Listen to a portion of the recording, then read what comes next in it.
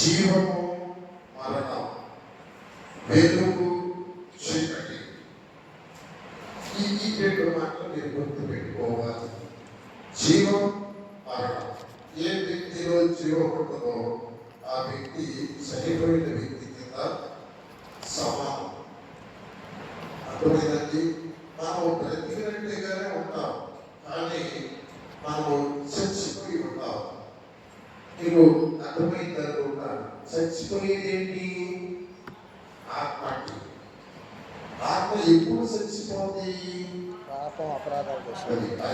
పాపము అపరాధాలు చేస్తూ చీకటిని ప్రేమించి లోకానికి మనము అవకాశం ఇచ్చినప్పుడు ఆత్మ మరుగున పడి ఉంటుంది.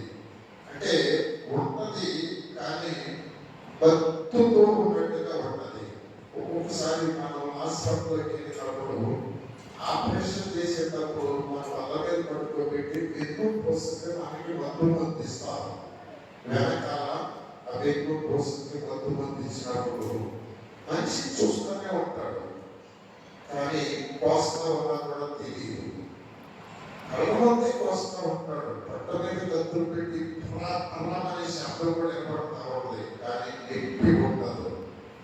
అలాగూ మనుషుడు జీవమును కోల్పోయినప్పుడు ఆత్మ బరువున వర్తించినట్టుగా, నాకేమి సంబంధం లేనట్టుగా ఆ మనిషిలోనే ఉంటుంది, కానీ ఆత్మకు విలువ ఉంటుందా మనిషిలో?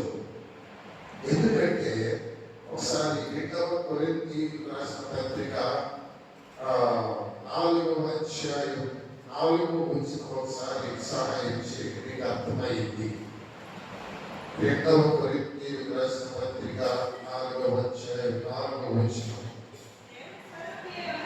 దేవుని స్వరూపి అయి ఉన్న క్రీస్తు మహిమను కనపరచు సువార్త ప్రకాశము.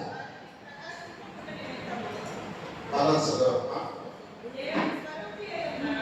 తీసుకోవాలి దయచేసి. నేను నాకు కూడా ఏర్పడలేదు.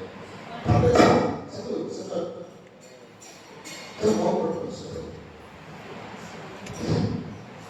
చదువు. వాక్యం అంటే ఏంటి? యేసయ్య. ఓకేనా? యేసయ్య అంటే ఏంటి? జీవము. మాకు లేకపోతే ఒకటే. ఈ వాక్యములో జీవం ఉన్నది. ఈ వాక్యము మనకు అర్థం కావట్లేదంటే మనలో ఏమి లేదంటే విశ్వాసం లేదంటే. కొంచెం అర్థం చేసుకోవాలి. ఈ వాక్యం అర్థం కావట్లేదా? ఇది ఏం లేదంటే అక్కడ మళ్ళీ చదవాలన్నమాట. క్రీస్తు స్వరూపమైన వాటిని చదవాలి. ఒక్కరు చదవద్దు, వాటిని చదవాలి. అని చదువు. మీకు అర్థమైందా? దేవుని స్వరూపి అయిన యేసు క్రీస్తు యొక్క మహిమ, పవర్, ఆ ప్రభావం, ఆ శక్తిని కనపరిచేది ఏంటంటే ఈ సువార్త అన్నమాట. ఇప్పుడు చీకటిగా ఉంది, మనకి ఏం కనపడదు. లైట్ ఇచ్చినప్పుడు ఏమవుతుంది? ఆ చీకటిలో ఏముందో మనకి తెలుస్తుంది. సువార్త నువ్వు విశ్వాసంతో కానీ నువ్వు వింటే యేసయ్యను చూస్తావు, ఆయన మహిమను కూడా నువ్వు చూస్తావు. మాకు మీకు అర్థమైందా? సువార్త ఏం చూపిస్తుంది అంటే నీకు యేసయ్యను చూపిస్తుంది, యేసయ్యలో ఉన్న జీవాన్ని చూపిస్తుంది. ఆ యేసయ్యలో ఉన్న జీవము నీలోకి వచ్చినప్పుడు ఆ జీవము మనుషులకు నువ్వు పెరుగుతావు. ఎలా పెరుగుతావు? యాక్సిడెంట్ మామూలుగా పెరిగితే ఎలాగదు, దానికి ఏం చేయాలి? స్విచ్ కొట్టాలి. స్విచ్ ముందు కొనుక్కినప్పుడు వెలుగు కనపడుతుంది. ఇక్కడ ఈ సువార్తకు అవకాశం ఇచ్చినప్పుడు, సువార్తను నమ్మినప్పుడు అప్పటిదాకా నీకు చీకటి కలిగి చేసినటువంటి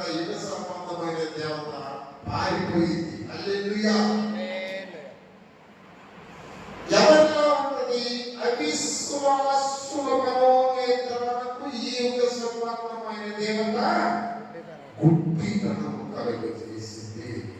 మనం ఇంతగా ప్రేమిస్తున్నాం, మనం ఇంతగా ఉపవాసాల నుండి ఇంటి పట్టు పాల్గొని కష్టమైన రోజు దేవుని సన్నిధిలో కూర్చొని వాక్యం వింటూ ప్రార్థన చేస్తున్నామంటే మన మనోనేత్రాలు వెలిగించబడినాయి. మనను బంధించినటువంటి ఈ యుగ సంబంధమైన సాతాను, నేను చెప్పాను, అతని పేరు లూసిఫర్. అతని సైన్యం 33 కోట్లు ఉన్నటువంటి వారు. అంతమందిని వాడు ఆకట్టుకున్నాడు. వీళ్ళు ఏం చేస్తా ఉంటారంటే ఈ వాయుమండలంలో, ఈ చీకటిలో, ఈ కాళాంధకారంలో తిరుగుతా ఉంటారు. ఎవరి హృదయంలో విశ్వాసము లేదు, హృదయంలోకి వెళ్ళిపోతారు. వాళ్ళని ఏం చేస్తారంటే దేవుని దగ్గరికి రానివై అవి బంధించి వేస్తాయి. ఇద్దరాత్మల గురించి దేవుడు చెప్పినట్లయితే రేపు చెప్తాను, సమయం లేదు. ఈ దురాత్మలు ఏంటంటే అటు వద్దులేదు చెప్తాను కోసం చెప్తాను. దురాత్మలు చాలా ప్రమాదమైనవి. ఈ 4 రకాలుగా ఉంటాయి దురాత్మలు. ఇవి ఏం చేస్తాయంటే మనుషులను రకరకాలుగా ఇబ్బంది పెడతాయి. అసలు రాబీ కొంతమందిని వస్తారు, బాప్తిజం తీసుకున్నారు, కానీ తెల్లారు బాప్తిజం మనుషులు రక్షించదు. నీ మనోనేత్రాలు వెలిగించబడితే నీ విశ్వాసం నిన్ను రక్షిస్తుంది. ఈ బ్రతుకు మారితే నేను మారేను, నేను ప్రభువుని తెలుసుకున్నాను, నా మనోనేత్రాలు వెలిగించబడినాయి అని చెప్పడానికి నువ్వు బాప్తిజం తీసుకుంటావు. అది బాప్తిజం అంటే. నువ్వు విశ్వాసిని కాకుండా, సువార్త నీలో వెలగకుండా నువ్వు బాప్తిజం తీసుకున్న బాప్తిజానికి విలువ ఉంటుంది అన్నమాట. ఓకే, ఇప్పుడు నీకు అర్థమైందా? ఈ సువార్త ఎవరికి వెలిగింది? విశ్వాసులకు. చెప్పు, అవిశ్వాసులకు ఆ దుష్టుడు చుట్టూ బాగా ముసికేసి దేవుడిని చూడలేదు. అందుకే ఎంతకాలము మన దేశము విగ్రహాలతో బంధించబడి ఉన్నది. మన దేశం చుట్టూ భయంకరమైనటువంటి శక్తులు కాసుకొని ఉన్నాయి. మీకు ఒక మర్మం చెప్తాను. ఎక్కడైతే సువార్త ప్రకటించబడతా ఉంటుందో, జాగ్రత్తగా మాట, ఎక్కడైతే ప్రార్థన జరుగుతూ ఉంటుందో, ఎక్కడైతే వాక్యం వినబడతా ఉంటుందో, అక్కడ వాళ్ళ హృదయంలో ఉన్నటువంటి చీకటి, వాళ్ళ పైన ఆవరించినటువంటి చీకటి శక్తులు ఇవన్నీ పలచబడి ఖాళీ అయిపోతాయి. హల్లెలూయా. ఎక్కడైతే సువార్త పడ్డదో అక్కడ చేరుకుంటా ఉంటాయి. మొప్పు పట్టినప్పుడు, బాగా మొప్పు పట్టినప్పుడు మేఘం ఎలాగో నల్లటి మేఘం కమ్ముకొని ఉంటుందో, ఈ చీకటి శక్తులన్నీ వాక్యం లేకుండా, ప్రార్థన లేకుండా, విశ్వాసం లేకుండా ఉన్నటువంటి గృహాల మీద, స్థలం మీద, రాష్ట్రాల మీద అలా చక్కగా కమ్ముకుపోతాయి. వాళ్ళని ఇష్టం వచ్చినట్టు ఆడుకుంటారు. ఎక్కడ జాకబ్ సెమినార్ గురించి చదివాడు ఇజ్రాయేల్ గారు. సంఘము నామకార్థమైపోతే చీకటి శక్తులు కుటుంబాల మీద, మనుషుల మీద అలాగే చీకటిగా పేరుకుపోతాయి. వాళ్ళు ప్రార్థన చేసినా కూడా ఆ ప్రార్థన పైకి పోలేదు. ఆ సూర్యుడు వెలుగుపడకుండా ఎలాగో మేఘం ఆపిందో, మీరు చేసే ప్రార్థనలు పెట్టించి ప్రభు, కాపాడు ప్రభు, నా బిడ్డ ప్రభు, మా ఇంటి ప్రభు, తాత ప్రభు, బాకీ ప్రభు, ఇవన్నీ అక్కడే ఉంటాయి. ఎప్పుడైతే ఇద్దరు ముగ్గురు కలిసి మనస్ఫూర్తిగా కన్నీటితో ప్రార్థన చేస్తారో పై కలుగుతుంది. అయ్యప్పుడు పక్కన తప్పకుండా ప్రార్థన శక్తి, దేవుని స్వరూపి అయినటువంటి మహిమ వాటిని అలా చీల్చి పరచబడిపోతుంది, ఖాళీ అయిపోతుంది. అప్పుడు ఆ ప్రార్థన దేవుడికి తాగుతుంది. అక్కడి నుంచి దేవదూతలు దిగి వస్తాయి, ఇవన్నీ మారిపోతాయి. అప్పుడు మన మీదకి దేవుని మహిమ మారుతుంది. ఇవన్నీ గొప్ప పర్వాలు. కనుక దేవునిలో ఏమున్నది? ఆయనలో జీవం ఉండేది. ఎప్పుడైతే లోకానికి అవకాశం ఇస్తావో మళ్ళా ఒక్కొక్కటి నీ మీద వాలి నీలోకి వచ్చేస్తా ఉంటాయి. అప్పుడు తగదర అంటారు విశ్వాసులు. అప్పుడు ఎదుటి వారి మీద నిద్ర వేస్తారు.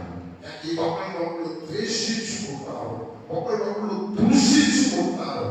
దానికి కారణం ఏంటో తెలుసా? నువ్వు నీలో జీవము పోయి ఏమొచ్చింది? చీకటి వచ్చింది. 5వ వచనం ఒకసారి చదువుతుంది. వాడే చదివింది. ఒకసారి యోహాను సువార్తలోని గ్రంథాన్ని 1వ అధ్యాయం 5వ వచనం చదువు. యోహాను సువార్త 1వ అధ్యాయం 5వ వచనం.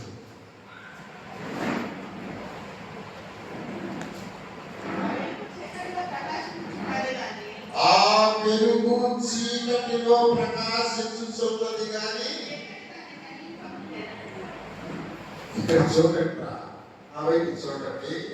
ఇప్పుడు యాక్సిడెంట్ చేసేమనుకోరా ఏమైంది? వెలుగు వస్తుంది. యాక్సిడెంట్ ఆడిపోయింది ఏమవుతుంది? చీకటి వచ్చేస్తుంది. ఇప్పుడు జీవమైన వెలుగు ప్రకాశిస్తుంది కానీ చీకటి మాత్రం ఏమి ఎరగనట్టుగా అక్కడే ఉంటుందట. ఆ వెలుగు చీకటిలో ప్రకాశించుచున్నది కానీ చీకటి దానిని. ఇక్కడ 6వ వచనం చదవమని మీకు అర్థమవుతుంది. దేవుని యొద్ద నుండి పంపబడిన ఒక మనుష్యుడు ఉండెను. అతని పేరు యోహాను. అతని మూలముగా అందరూ విశ్వసించినట్లు అతడు ఆ వెలుగు గురించి సాక్ష్యం ఇచ్చినప్పుడు సాక్షిగా వచ్చాను. అతడు ఆ వెలుగై ఉండా లేదు గాని ఆ వెలుగుని గురించి సాక్ష్యం ఇచ్చుటకు అతడు వచ్చాను. నిజమైన వెలుగు ఉండెను. అది లోకములో నిజమైన వెలుగు ఉండేనో ఈ మాటలు మీరు పట్టుకోరు.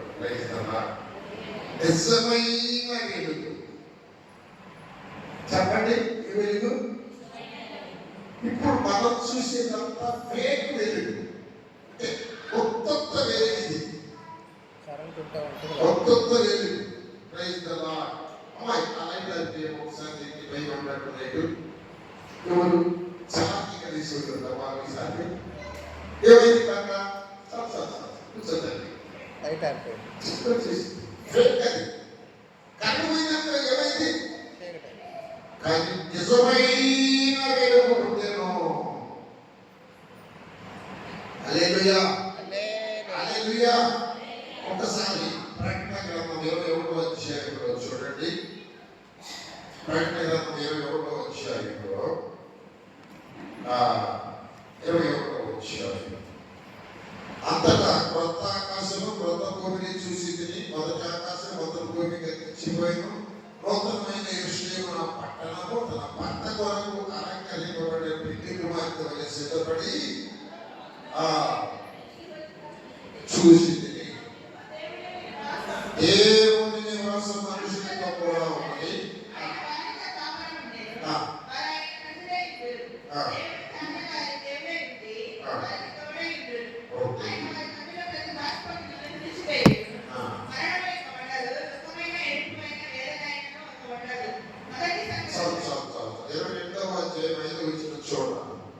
రాత్రిగా ఇక ఎన్నడూ ఉండదు. దీపకాంతి అయినను సూర్యకాంతి అయినను వారికి అక్కర్లేదు.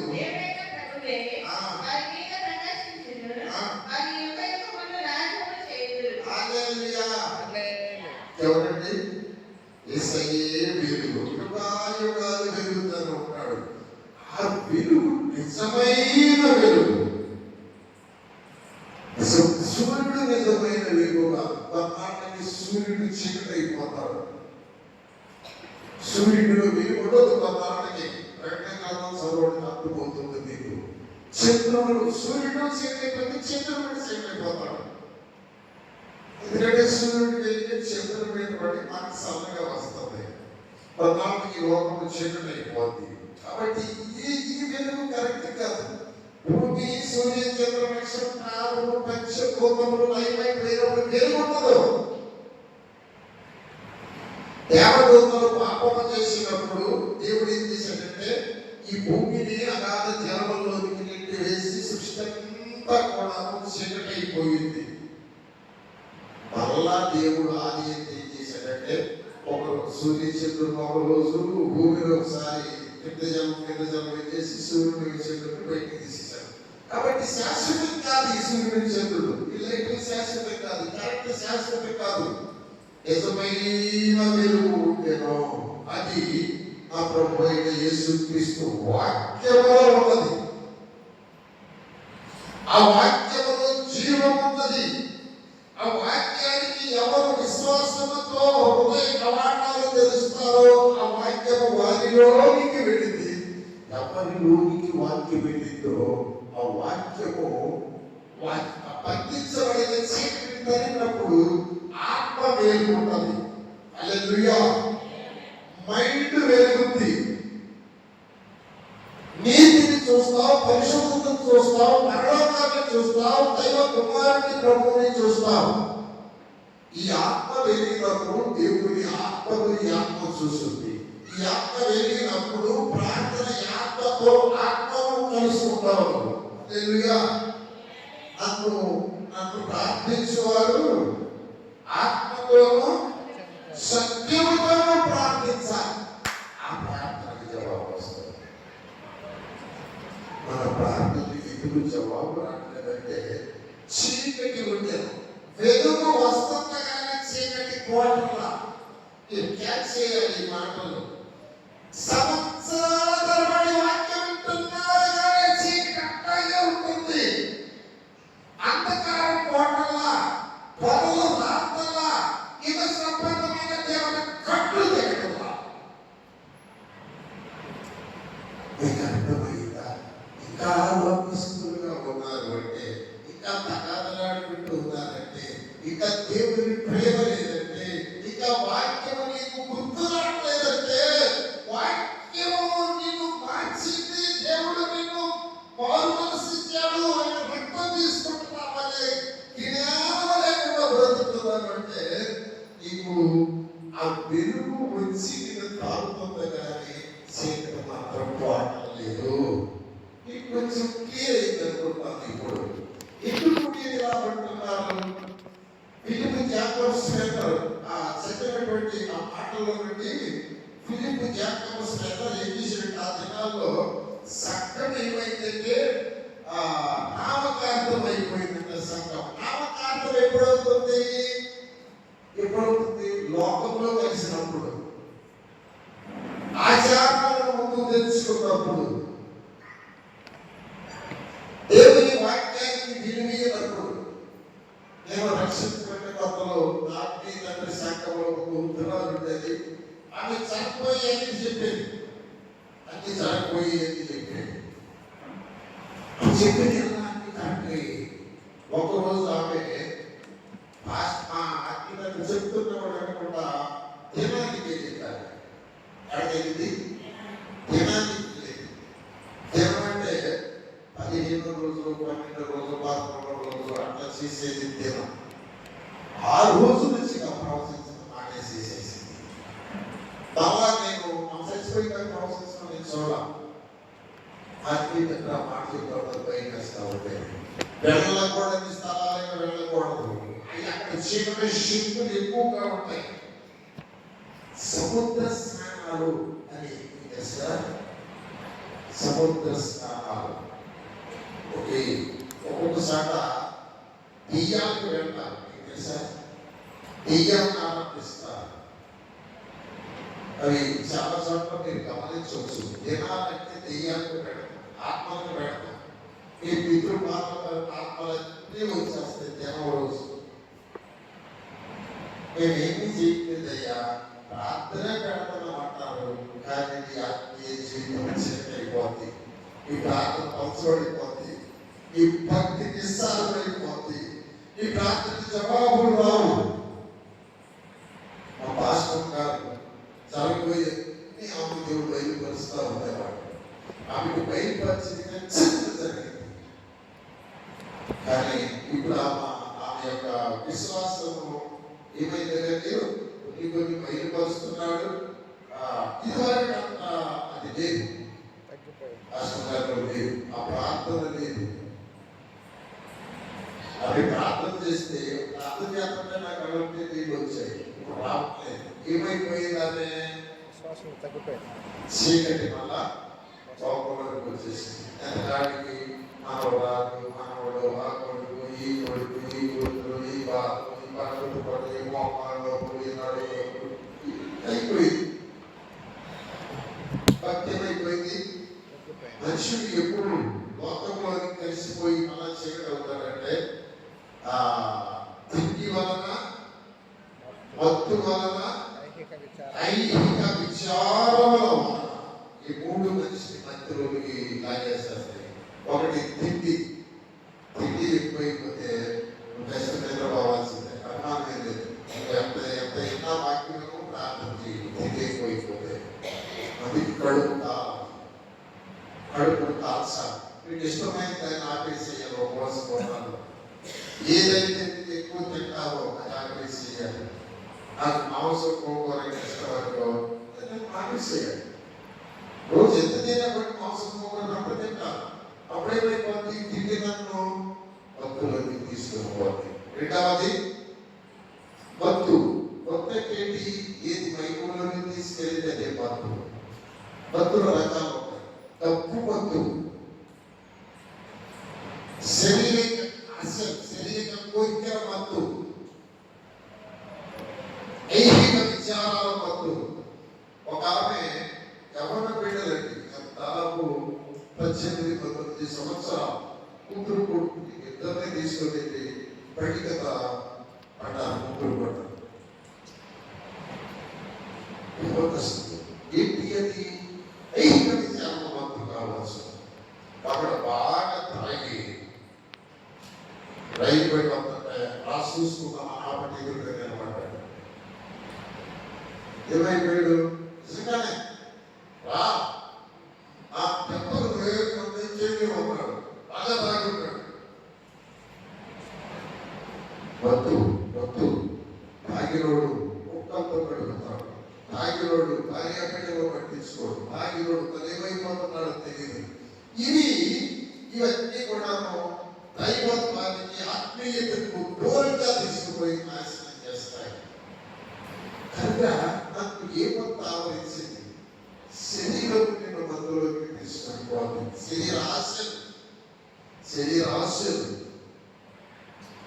నేత్ర ఆశలు ఇవి నిన్ను మధ్యలోకి తీసుకుపోతాయి. ఆత్మీయత ఎల్లిగా దిగజారిపోయి ఆత్మ వల్ల చచ్చిపోయే స్థితిలోకి వెళ్ళిపోతుంది. ఫిలిపి జాకబ్ సాగర్ ఏం చేసినట్టే, కుటుంబంలో మీరు ప్రార్థన చేయండి అని ఆయన గృహ సంఘాన్ని స్థాపించాడు. రాయబడి ఉంది. హల్లెలూయా హల్లెలూయా. ఆయన ఏం చేశాడంటే గృహ సంఘాల్లో ఏం జరిగిందంటే వాళ్ళు యుద్ధం చేసేవాళ్ళలాగా ప్రార్థన చేసేవాళ్ళంట. యుద్ధం క్రైస్తవులు యుద్ధం చేయలేదు ప్రార్థనలో. మనం పోరాడేది శరీరం. మనం తగాదాలు వచ్చినప్పుడు ఇది ఇస్తుంది, ఇది నష్టమైపోయి, ఇది ఇంట్లో ఆడ, ఇది కుదురు కూడా ఎప్పుడు సచ్చిపోయింది అంటారు. కాబట్టి వదిలేసేస్తారు. ఇది తెలుసా, పోరాడేది శరీరంతో కాదు. ఆ బిడ్డకి సహోదరు, ఆ బిడ్డ దేవుని బిడ్డ, ఆ బిడ్డ దేవుని ఆత్మ ఉంది. నువ్వు వెలిగించబడితే నీలో జీవం వస్తే, నీకు వెలుగు వస్తే ఆ బిడ్డలో ఉన్న సాతాను చూసి ఎక్కువ చేస్తావు. నీకు రోషం వస్తుంది. మార్కావారి అనేటువంటి ఒక ఊర్లోకి వెళ్ళాము. మేము ఇద్దరు కేశవన్నా నేను. రాత్రి 8 గంటలు అయింది, చీకటి అక్కడ ప్రాంతం మధ్యలో అన్ని గుళ్ళు తెల్లగా ఊరి ఎదురు పెద్ద ఆఫ్సిక్ అవ్వబోతారు. దాన్ని కట్టారంటే కోటాగా ఈశాన కోట్లు అన్ని కట్టారు. చుట్టూ పసుపు కొమ్మ రాసి పెట్టేశారు. అయ్యా ఆగు అన్నాడు. సైకిల్ స్టార్ట్ చేసాం. వెళ్ళాలని చెప్తున్నాను. నిజంగా మీరు నమ్మండి, నాకు 2 చేతులు ఇద్దారు. శివమ్మ గారికి చెప్తే మేమేమి దేవుని బిడ్డలమైతే ఈ గ్రామాన్ని బంధించని ఈ శివశక్తుని కూడా చేస్తున్నాము బయట చేస్తున్నాం. సరోజిని అనేటువంటి ఒక సహోదరి అక్కడ నుంచి పక్కవారి వరకు వచ్చింది. అక్కడ ప్రార్థన పెట్టాలని మా ఇంట్లో అంటే వెళ్ళామన్నమాట. ఎప్పటికీ తెలియజేసి వారి గురించి వెళ్ళగానే అంత బూతి పెట్టింది, పీల్చింది, బాబు పంట చేసింది, ప్రార్థన చేయడం మొదలు పెట్టారు. ఎప్పుడైనా కొత్త జంతువులాగా చదువుతున్నారు. ఆ యొక్క మత్స్యాల నుంచి ఒక్కొక్కరు చదువుతున్నారు. ఆ అమ్మాయి కూర్చుంటే ఆ నాన్న కూర్చున్నాడు, నేను కూర్చొని అని మొదలు పెట్టాను. నేను 50 డబ్బు కొడుతున్నాడు. మా ఆ డబ్బుకి నా పాటని అప్ప అప్ప అప్ప అప్ప అని చెప్పుతుంది. నేను కళ్ళు పుస్తకం పాడుతున్నాను, నాకు నవ్వులు వినపడుతుంది, చుట్టుపక్కల నవ్వులు వినపడుతున్నాయి. ఎప్పుడైతే నవ్వులు వినపడిందో నాలో దేవుని ఆత్మ రగిలింది. వెంటనే ప్రార్థన చేయడం మొదలుపెట్టాను. పెద్దగా ప్రభువా నువ్వు మాతో ఉంటే ఈ ఇప్పుడే యేసునామములో ఈ వర్షాన్ని పండిస్తున్నామా ఆగిపోయాను. బలిపీఠ దేవుడికి చెప్తున్నాను పెట్టారా, వాక్యం ప్రాణంగా చెప్పేశాను. నవ్వి కూడా అందరూ వచ్చి కూర్చున్నారండి. 50 మంది అయిపోయారు. అది చెప్పాలి. ఫైట్ ఇస్తున్నట్టు అది యుద్ధం అనేటువంటిది. నీకు విరోధంగా వేసిన నీ సహోదరులను చీకటి పారిపోతే ఆయన పెట్టేటువంటి దిక్కులో చూసేటువంటి శివుల దేశం వారి ముందు నీలో పవర్ ఉంటే, నీలో జీవం ఉంటే, నీలో దేవుని ఆత్మ రోషం ఉంటే ఆ బిడ్డలో ఉన్న సైన్యంతో పోరాడు, ఆ బిడ్డను సంపాదించుకుంటాడు. అప్పుడు ఈ జరిగిన వాక్యం చెప్పేసేసారు. చాలా మంది అన్నారు వాక్యం. ఎస్ఐ గురించి చెప్పారు, ఆయన గొప్పవాడు చెప్పారు, ఆయన ఆ జీవితం ఏం చేసినాడు చెప్పారు. ఇక అదేమన్నానండి, ఆశీర్వాదాలు అయిపోయి ప్రారంభ పంచుతున్నాను. ప్రారంభ పంచుతుంటే ఇరవై పాట మొదలుపెట్టాడు అనుకుంటాను. మీరు అప్పుడు కొత్తగా వచ్చిన పాట మీరు నమ్మండి నమ్మకూడండి. భాష కూడా నిశ్చితాలు చేసింది. ఎట్లా తెలుసండి, ఇట్లా తోసి పట్టి పట్టి పట్టి అటు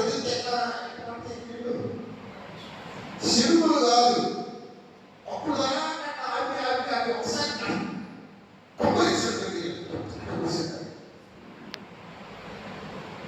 ఇక్కడ నుంచి సుకుమారంత దూరం పంచాలి. ఇక్కడ తెలిసేది మొత్తం తెలిసేది. That is power. ఈ ప్రాంతంలో నుంచి వస్తుంది, నీ గుండెలో పుట్టిన వెలుగు నుంచి వస్తుంది ఆ శక్తి, నీ విశ్వాసం నుంచి పుట్టుకొస్తుంది ఆ శక్తి. ఉపవాసం ద్వారా ప్రార్థన ద్వారా మాత్రమే ఎలాంటి శక్తులు మారిపోతాయి. ఆ కార్యం ఎలా జరిగిందంటే ఆ శక్తి కాడు ఉన్నటువంటి ఆ గృహ దేవతలను వెలుగైన దేవతలు మొత్తాన్ని అక్కడే కట్టేశాడు. ఆ ప్రభు తన దూతలు పంపించాడు. అప్పుడే ఆ గ్రామ స్వార్థాన్ని తర్వాత ఇప్పుడు ఇంట్లో పోయిన స్వామి గారి కొడుకు ఆయన పెట్టాడు.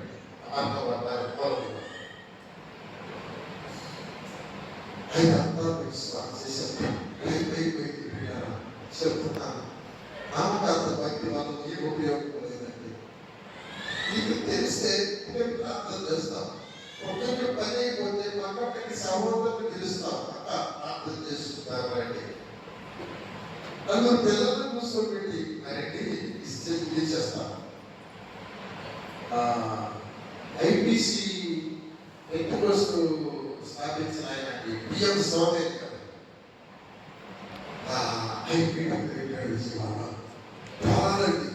చాలా మంది వచ్చారు. నేను ఫస్ట్ అదే వెళ్ళానండి. బిఎం స్వామి గారు పెట్టుకోస్తూ స్థాపించిన ఆయన వాక్యం చెప్పేశాడు.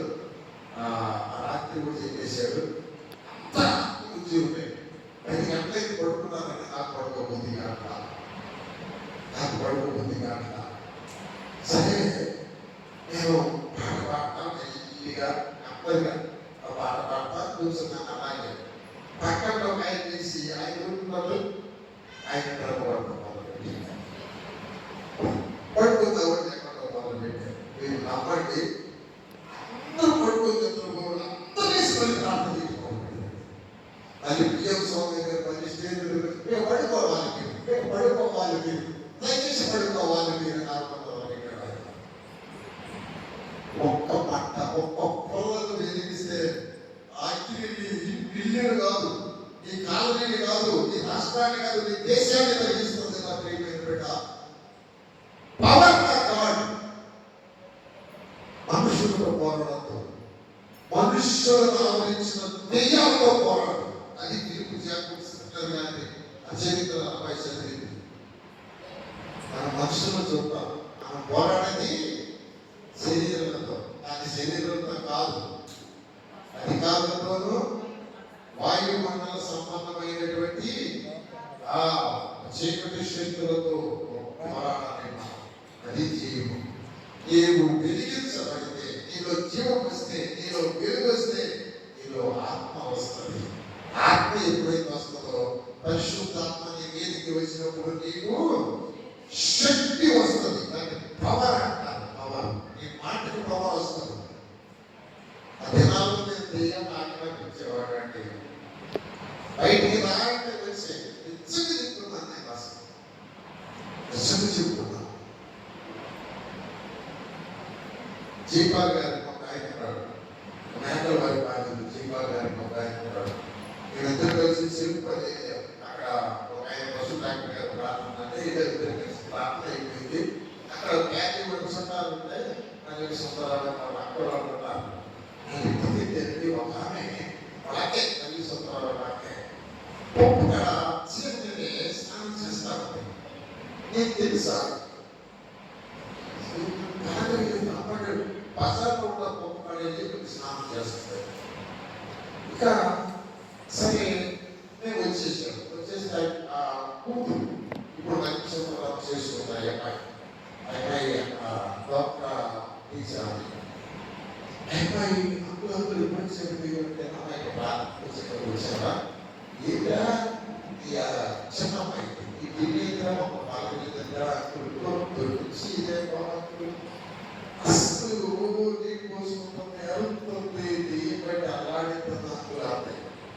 ఈ మాట ఎప్పుడైతే చెప్పిందో గొప్ప సావచ్చు మాకు ఇంట్లో నిలబడి మాసం మీద చూస్తున్నాము, దీపంలో పాటలు చూస్తున్నాడు. దేవుడు మనం క్షమించడం కానీ గొప్ప చెప్పలేదంటే ఎప్పుడైతే తీగి పెట్టింది అంత జీవాలు వేసాడు. రాబడి చుట్టేస్తున్నాడు. వచ్చింది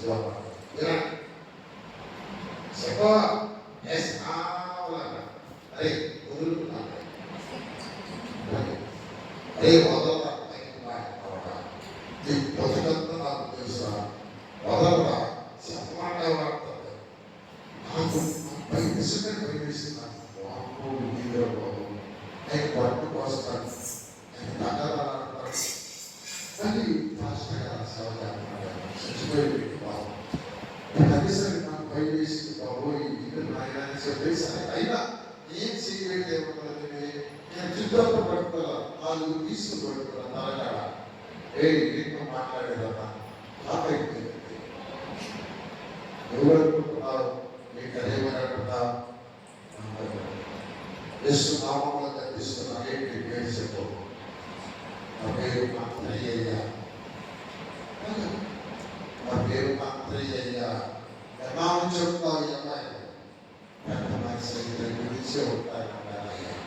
నువ్వు వెళ్ళిపోవాలి నాకు కనిపిస్తున్నాను. ఎవరు ఉండడానికి లేదు. పోతా వదిలిపెట్టే వెళ్ళిపోతాను, వదిలిపెట్టే వెళ్ళిపోతాను. పోతున్నాను చూస్తున్నాను. అమ్మాయి చూసి అమ్మాయి కంఫర్ట్గా వచ్చాడు కదా, దుప్పటైనా ఏదో మనసు మీద నిజం చెప్తున్నాను. అర్థమైందా?